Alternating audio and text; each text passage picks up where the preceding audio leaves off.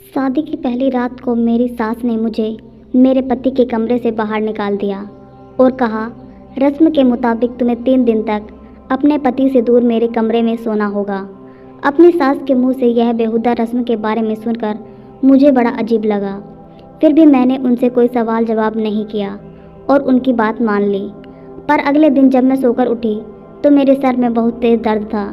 बड़ी मुश्किल से मैंने 3 दिन और 3 रात गुजारी। चौथे दिन मैं बहुत खुश थी कि अब मैं अपने पति से मिल पाऊंगी, पर यह ख्वाब मेरा अधूरा का अधूरा ही रह गया। मेरे साथ जो हुआ ऐसा किसी के साथ ना हो। रस्म के बाद मेरे पति जब मुझसे मिलने मेरे कमरे में आए तो उन्हें देखकर मैं उनसे लिपट कर रोने लगी। उन्होंने मुझे अपने आप से दूर करते हुए कहा, मेरा नाम दिव्या है। मेरी उम्र 19 या 20 साल की थी जब मुझे दीपक नाम के एक लड़के से प्यार हुआ और मैं उसके प्यार में इतनी पागल हो गई कि अपनी पूरी ज़िंदगी का सबसे बड़ा फैसला यानी कि उसके साथ पूरा जीवन बिताने को तैयार हो गई। पर दीपक के साथ शादी करना शायद मेरी ज़िंदगी की सबसे बड़ी गलती थी। दीपक मेरे साथ मेरे कॉलेज में पढ़ता था। धीरे धीरे हम एक दूसरे के साथ टाइम गुजारने लगे और उसके बाद हम दोनों की दोस्ती हुई और दोस्ती के बाद प्यार। अब हम दोनों एक दूसरे के साथ अपनी पूरी ज़िंदगी बिताने को तैयार थे। दीपक मुझसे कहता कि मैं तुमसे बहुत प्यार करता हूँ, लेकिन मेरी ज़िंदगी के सारे फैसले अब तक मेरी माँ लेती आ रही है, तो इसलिए मैं चाहता हूँ कि मेरी शादी का फ़ैसला भी वहीं ले। मैं उन्हें तुम्हारे बारे में सब कुछ बता दूँगा। वह तुम्हें देखने तुम्हारे घर आ जाएगी। पर तुम डरना नहीं, मुझे यकीन है कि मेरी माँ को मेरी पसंद ज़रूर पसंद आएगी। बस मैं चाहता हूँ कि उनकी मर्ज़ी के मुताबिक सब कुछ हो, क्योंकि उन्होंने ही मुझे माँ बाप बनकर पाला है। मैं उनकी बहुत इज्जत करता हूँ। मुझे पूरा विश्वास है कि तुम उन्हें ज़रूर पसंद आओगे। मैंने दीपक की बात मान ली और अगले कुछ दिनों में दीपक की माँ कुछ लोगों के साथ मुझे देखने मेरे घर पर आई। उन्होंने मुझसे अजीबोगरीब सवाल किए। मैंने डर डर के उन सभी सवालों का जवाब दिया। मैं डर रही थी कि पता नहीं क्या होगा, दीपक की माँ मुझे पसंद करेगी भी या नहीं। कुछ देर सोचने विचारने के बाद उन्होंने मुझे पसंद कर लिया और अगले कुछ दिनों में हमारी सगाई हुई और सगाई के कुछ दिन बाद हमारी शादी भी हो गई। मैं दुल्हन बनकर दीपक के घर आई। शाम को मैं सुहाग सेज पर बैठी हुई मन में अनेकों ख्वाब लिए अपने पति का इंतज़ार कर रही थी। मैं बहुत खुश थी कि मुझे मेरा प्यार मिल गया। अगले चंद लम्हों में मैं और दीपक एक हो जाएंगे।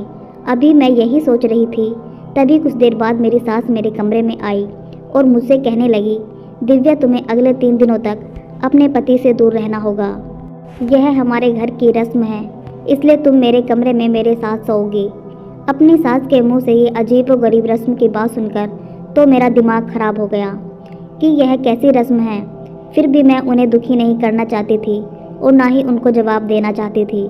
मैंने ना चाहते हुए भी उनकी बात मान ली और उनके कमरे में सोने चली गई। सोने से पहले मेरी सास मेरे लिए दूध का भरा हुआ गिलास लाई और मुझसे कहने लगी, जल्दी से यह दूध पी लो और सो जाओ। पर मेरा दिमाग तो वैसे ही इस बेमतलब की रस्म को लेकर ख़राब था। किसे दूध अच्छा लग रहा था। मैंने उनसे कहा कि मेरा दूध पीने का मन नहीं है। मेरे यह कहते ही वो मुझ पर भड़क उठी और बोली, जैसा मैं कहती हूँ वैसा करो, दूध है कोई जहर नहीं, पी लो। ना चाहते हुए भी मुझे उनकी यह बात भी माननी पड़ी।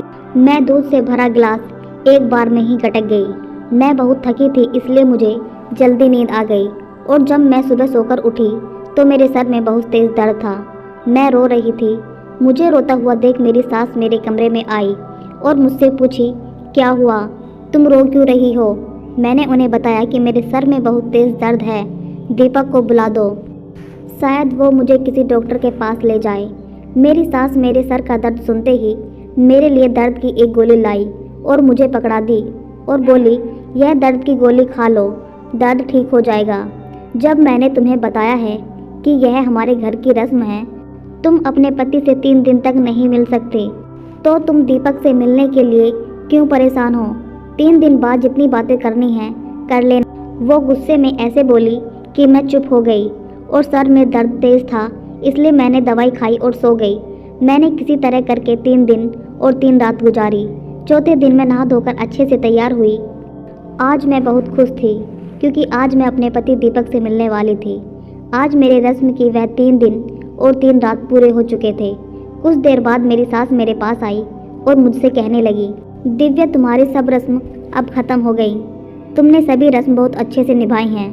मैं अभी दीपक को बुलाती हूँ। अपनी सास की इतनी मीठी और प्यारी बातें सुनकर मुझे लगा कि शायद इनके घर की कोई रस्म रही होगी और यह सब तो हम दोनों की भलाई के लिए ही कर रही हैं। मेरी ज़िंदगी में सब कुछ अच्छा चल रहा था।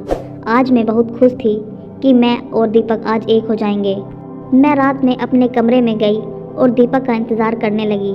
कुछ देर बाद दीपक मेरे कमरे में आए। उन्हें देखकर मैं उनसे लिपटकर रोने लगी और कहने लगी, दीपक तुमसे दूर होकर मेरी जान निकली जा रही थी। आज मैं चैन की नींद सोऊंगी। दीपक ने अपने आप से मुझे छुड़ाते हुए कहा, हाँ दिव्या, पर रस्म थी तो निभानी भी जरूरी थी। पर मुझे तुमसे इसी रस्म के बारे में कुछ बात करनी है। मैंने घबराकर दीपक से पूछा, क्या? दीपक ने कहा, अगले 1.25 महीने तक हम एक दूसरे से बात तो कर सकते हैं, पर एक दूसरे के साथ पति पत्नी जैसे नहीं रह सकते, क्योंकि मेरे ऊपर कुछ गिरे हैं। पंडित जी ने बताया है मुझे ऐसा करने को। दीपक के मुंह से यह बात सुनकर मुझे गुस्सा तो आया, फिर भी मैंने सोचा चलो कोई बात नहीं, सिर्फ 1.25 महीने की तो बात है। और सबसे बड़ी खुशी यह है कि मैं दीपक के पास रहूंगी और अपने मन की ढेर सारी बातें करूंगी। मैंने दीपक से कहा, कोई बात नहीं, मुझे मंजूर है। दीपक भी मुझसे प्यार करते थे। उन्होंने मेरी बात सुनकर मुझे गले से लगा लिया और हम दोनों बिस्तर पर दूर दूर सो गए। मैं तो बस इसी बात से खुश थी कि दीपक मुझसे दूर नहीं है, बल्कि मेरे पास है। अब मैं उनसे अपने मन की ढेर सारी बातें कर पाऊंगी, चाहे वह मुझसे पति पत्नी जैसा बर्ताव करे या ना करे। यह तो उनकी मजबूरी है, क्योंकि मैं दीपक से बहुत प्यार करती थी और उन्हें खुश देखना चाहती थी। जैसे तैसे करके हमारा 1.25 महीना अभी बीतने ही वाला था कि मेरी तबीयत खराब होने लगी। मुझे डॉक्टर के पास ले जाया गया तो पता चला कि मैं माँ बनने वाली हूँ। यह खबर सुनकर तो मेरे पैरों तले से ज़मीन खिसक गई कि यह क्या हो गया मेरे साथ। मैंने तो दीपक के अलावा आज तक किसी की तरफ देखा तक नहीं, तो यह बच्चा कहाँ से आया। मैं इसी सोच विचार में थी। दीपक भी मुझसे पूछने लगे कि दिव्या यह कैसे हो गया। मैंने तो आज तक तुम्हें छुआ भी नहीं, तो यह बच्चा किसका है? मैं हैरान परेशान हक्का बक्का सी खड़ी थी। मेरे पास तो इन बातों का कोई जवाब नहीं था कि आखिर यह बच्चा मेरे पेट में कैसे आया। मैं दीपक को कुछ बताती तभी दीपक मुझे अस्पताल से घर लेकर आ गए और बहुत गुस्से में थे। उन्होंने अपनी माँ को सारी बातें बताईं। उनकी माँ यह सब सुनकर रोने लगी और कहने लगी, मुझे तो पहले से ही इस लड़की पर शक था, पर मैंने सोचा कि तेरी पसंद है तो मैं भी पसंद कर लेती हूँ। देख तेरी पसंद ने आज क्या गुल खिलाया। दीपक ने बिना जाने समझे मुझे बहुत सुनाया और उसी दिन वह मुझे मेरे मायके छोड़ गए और कहा, तुम जैसी बचलन लड़की को अब मैं एक पल भी अपने साथ नहीं रख सकता। मैं तुमसे तलाक लेना चाहता हूँ। दीपक मुझे मेरे मायके छोड़कर चले गए। यह सब जानकर मेरे मायके वाले भी मुझे खरी खोटी सुनाने लगे। किसी ने एक बार यह जानने की कोशिश नहीं की कि यह सब मेरे साथ कैसे हुआ। मैं तो एकदम से टूट चुकी थी। ना मेरा ससुराल में साथ देने वाला था कोई और ना ही मायके में, क्योंकि जो कुछ मेरे साथ हुआ था, ऐसी स्थिति में बिना जाने समझे लोग औरत को ही दोषी ठहराते हैं। मैं अपने दिन मायके में कैसे गुजारती यह मैं ही जानती हूँ। मेरे पेट में पल रहे बच्चे का मैंने अबॉर्शन करवा दिया। कुछ दिन बाद मेरा और दीपक का तलाक हो गया और हम दोनों अलग हो गए। दीपक से मेरा तलाक होने के कुछ दिन बाद दीपक की माँ का फ़ोन मेरे पास आया। उन्होंने मुझसे कहा, बड़ी आई थी मेरे बेटे को अपने बस में करने वाली। दीपक ने जब तेरे बारे में मुझे बताया था, मुझे तभी तो पसंद नहीं थी, पर दीपक को मैं समझा नहीं सकती थी, इसलिए मजबूरन तेरी शादी मुझे दीपक से करवानी पड़ी।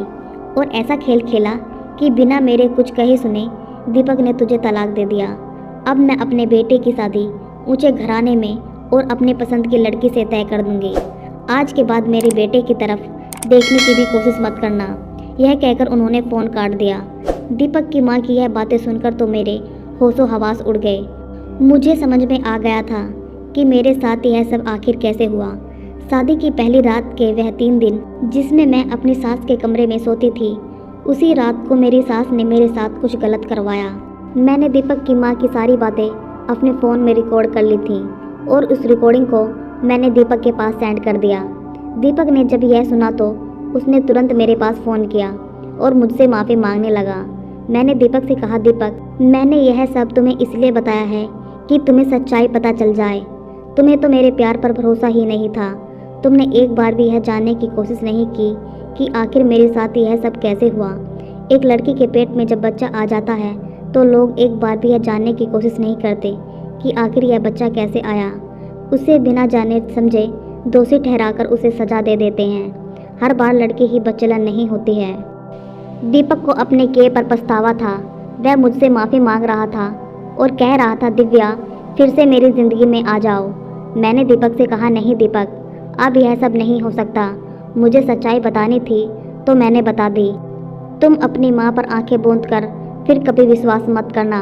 उनसे सतर्क रहना, क्योंकि अपनी खुशी के लिए वह किसकी ज़िंदगी से खेल जाएं, कुछ कहा नहीं जा सकता। दोस्तों, यह कहानी आप सबको कैसी लगी कमेंट बॉक्स में कमेंट करके ज़रूर बताइएगा। और अगर हमारी कहानी पसंद आई हो तो प्लीज़ हमारे चैनल को सब्सक्राइब करें, लाइक एंड शेयर करें। धन्यवाद।